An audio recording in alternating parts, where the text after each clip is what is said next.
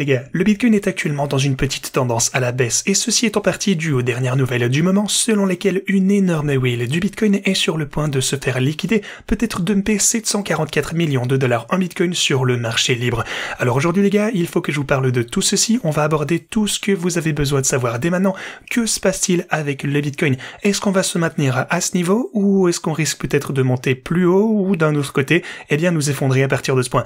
Eh bien aujourd'hui on va parler de tout ceci, je vais vous tenir au courant de mes stratégie trading et bien d'autres choses encore. Alors bienvenue à tous, je m'appelle Maxime et je vous apporte chaque jour des nouvelles vidéos en français sur les crypto-monnaies en vous apprenant comment vous faire de l'argent sur ce marché. Si vous êtes nouveau sur cette chaîne, alors soyez sûr de vous abonner et d'activer la cloche dès maintenant. Ok, passons directement dans le vif du sujet. Ce que vous pouvez constater ici pour le Bitcoin, c'est qu'on s'approche actuellement du bord de la boîte orange que vous avez juste là.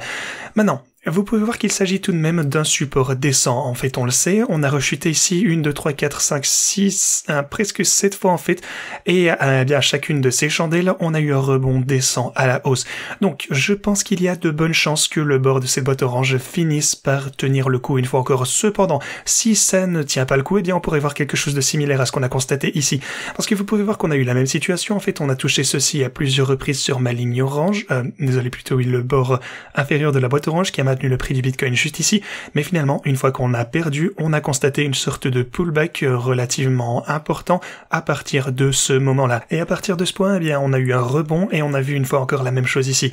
Alors, encore une fois, c'était simplement une belle opportunité d'achat. Une fois qu'on a perdu ce niveau, c'était une opportunité pour acheter le dip parce qu'on est remonté encore plus haut après, et je pense que ça risque d'être le cas une fois encore. Si jamais on devait voir un pullback en dessous de ce point, eh bien, je pense que ce serait une bonne opportunité d'achat. Donc, j'accumulerai encore plus de Bitcoin, et bien entendu, mes stratégies de trading eh bien, vont considérer ça comme une énorme opportunité de réaliser également de super transactions, bien sûr. Maintenant, quelle est la raison pour laquelle on rechute ici? Eh bien, je vous parlerai bientôt, évidemment, de l'énorme whale qui est sur le point de vendre énormément de Bitcoin sur le marché libre. Maintenant, si vous regardez les marchés traditionnels, même chose de ce côté. Je vous ai dit ça, en fait, à chaque fois qu'on revient à ce, eh bien, en haut de la boîte orange ici, on aimerait que ça nous maintienne. Pour le coup, la première fois, ça s'est produit. Les marchés traditionnels ont vu une grosse poussée. On est également redescendu une fois, une deuxième fois, puis on a eu une poussée encore plus haute. Donc on a atteint eh bien, un sommet plus élevé ici, ce qui est absolument fantastique pour la tendance générale.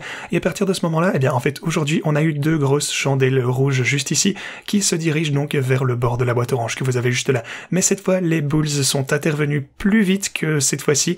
Donc on a effectivement eh bien, eu un rebond juste ici, avant même qu'on s'approche trop près de ce niveau.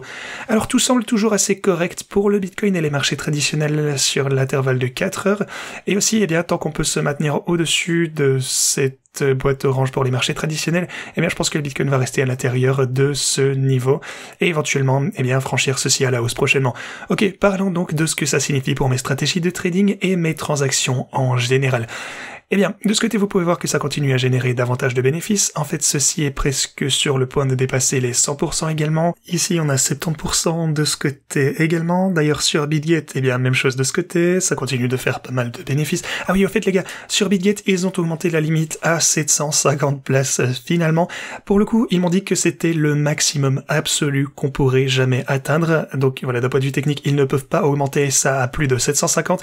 Alors, on est déjà à 645. Alors, si vous souhaitez vous joindre à ceci sur BitGet, eh bien, n'hésitez plus, c'est potentiellement la dernière chance pour vous de le faire. Alors, bien entendu, vous pouvez utiliser les bots, eh bien, tout d'abord sur OKEx, si vous en êtes capable, bien sûr, mais si OKEx n'est pas autorisé dans votre pays, alors BitGet sera probablement disponible, et, eh bien, vous n'avez plus que 100 dernières personnes qui pourront y accéder, alors n'hésitez pas si ça vous intéresse. Alors voilà, c'est un petit peu tout pour ce qui est de mes trades, et si vous souhaitez utiliser, eh bien, chacune de ces positions, rendez-vous de la description de cette vidéo. Essayez d'abord OKEx, réclamez jusque 60 000 $ en utilisant ce lien, et puis une fois que vous êtes inscrit avec ce lien, encore une fois descendez en un seul clic, vous pourrez utiliser n'importe laquelle de ces stratégies. Pareil pour BitGet, bien sûr, inscrivez-vous d'abord avec votre compte ici, réclamez jusqu'à 8400 $ en bonus de dépôt, et puis ensuite vous pouvez descendre, cliquer sur ce lien, ça vous ramènera donc à cette page où vous pourrez vous abonner pour un seul USDT, et ensuite vous cliquez sur le bot que vous souhaitez utiliser. Mais comme je vous le disais, il ne reste que 100 personnes, enfin plutôt 100 emplacements ici pour BitGet sur les bots, et donc je ne pense pas que je pourrais, en fait ils ont simplement dit eux-mêmes qu'ils ne pourront plus eh bien augmenter ce plafond. Alors voilà, les 100 dernières places et c'est tout. Mais voilà, parlons un petit peu de ce qui se passe dans les coulisses. Tout d'abord, je tiens à dire qu'avec la situation qu'on a pour les ETF avec BlackRock, eh bien la SEC parle toujours de cette situation, c'est-à-dire qu'ils sont toujours en train de réviser les éléments dans leur dossier et qu'ils essayent de faire approuver ceci le plus tôt possible. Alors, eh bien, Ils sont toujours en train de négocier avec la SEC pour que ça se produise. Effectivement, on n'a plus aucun doute que ça va se produire, mais c'est plutôt pour le timing. Maintenant, une chose importante qui se passe en ce moment, et c'est en partie la raison pour laquelle le Bitcoin chute actuellement, c'est que FTX a obtenu l'autorisation de commencer à vendre pour 754 millions de dollars d'actifs de fonds d'investissement de Grayscale, qui est donc essentiellement du Bitcoin. Vous pouvez le voir juste ici, là c'est l'article précisément. Donc ils ont maintenant approuvé cette décision et ils vont éventuellement vendre pour l'équivalent de 744 millions de dollars. Donc des actifs de Grayscale, et bien ça va arriver sur le marché libre bien entendu. Alors principalement c'est du GBTC, principalement du Bitcoin vous le savez, et ça effraie quelque peu le marché. C'est la raison pour laquelle je ne vends pas du Bitcoin à ce stade en fait, parce que on ne sait pas quand ils vont vendre ceci. On peut pas évidemment chronométrer le marché et il est fort probable qu'ils ne vendront pas tout ceci à la fois. Alors est-ce que vous allez attendre qu'ils aient vendu tout ceci jusqu'à ce qu'ils annoncent ça, en fait qu'ils ont vendu chaque million de dollars qu'ils holdaient avec ces actifs? Ça pourrait prendre des années en fait. Et pendant ce temps, eh bien le prix du Bitcoin sera de toute façon bien plus élevé, selon moi. Alors, en ce qui me concerne, ça ne vaut simplement pas le risque d'attendre qu'ils aient liquidé ce même montant. Pareil pour le ministère de la Justice d'ailleurs, qui compte vendre leur Bitcoin de Silk Road, ainsi que Mt. Gox d'ailleurs. Genre, si vous attendez que Mt. Gox vende son Bitcoin, eh bien vous attendez depuis 10 ans.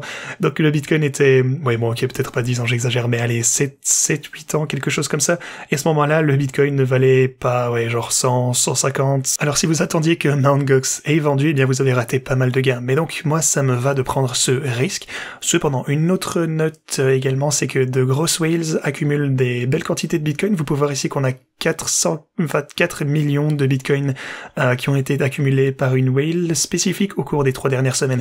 Maintenant, il y a quelques spéculations selon lesquelles ça pourrait en fait être lié à une institution liée aux fournisseurs d'ETF. Cependant, bon, voyez, en fait, ce serait quelqu'un qui accumule du Bitcoin pour cet ETF, mais ce n'est pas autorisé. Il ferait donc ça illégalement.